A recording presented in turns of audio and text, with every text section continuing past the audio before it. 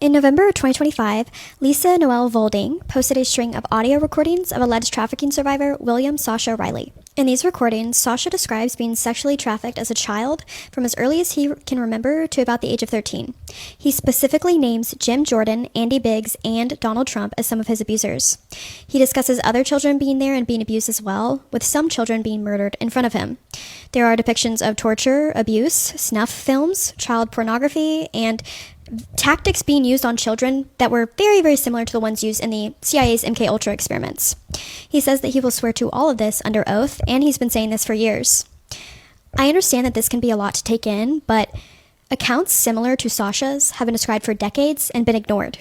And keep in mind, our government is hiding the Epstein files and happened for years, and the DOJ just announced that no court has the authority to enforce the Epstein Files Transparency Act, so recognize the state of the union. Obviously, this person and his words could be fictitious, but I think that at this point in time, we need to believe the survivors and then prove them wrong, because they're lying to us about the Epstein files, and every single politician is guilty until proven innocent in my eyes.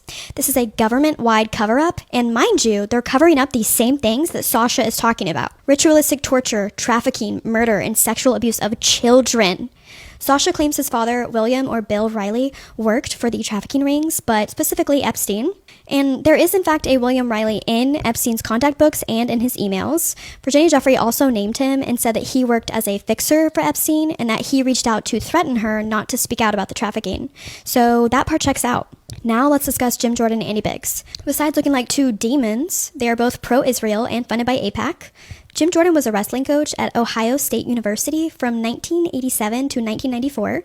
The team's doctor, Dr. Strauss, sexually abused over 200 young men between 1979 and 1998. OSU was aware of the abuse in 1979, and they let it continue for 2 decades. Multiple wrestlers told Jim Jordan what was going on and that they were being sexually assaulted, and Jim Jordan literally said, "You know what he does," in response to one of the students. The lawsuits are still ongoing. Oh, by the way, Les Wexner was on the board of trustees at Ohio State University from 1988 to 1997, and again from 2005 to 2012. And in 2007, Jeffrey Epstein made a donation of $2.5 million to the school, combined with another $2.5 million from Wexner's charitable fund, and this was used to build the Les Wexner Football Complex at OSU. TPUSA features a profile on Jim Jordan, highlighting his background as a wrestling champion. No mention of the part where he let young men get raped, though.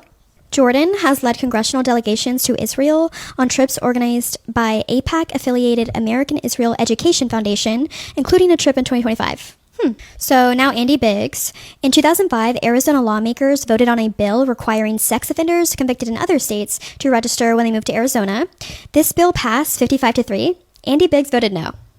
He has also voted no on many other bills designed to help child trafficking survivors, and he voted no for the initial release of the Epstein files. He also introduced a bill to give $17.5 billion to Israel in military and diplomatic aid in 2024.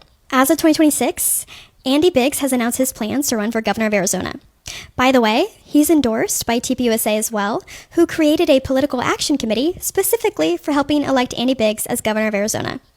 Sasha Riley alleges that Andy Biggs violently beat, tortured, and raped him, and that guy might become governor of Arizona.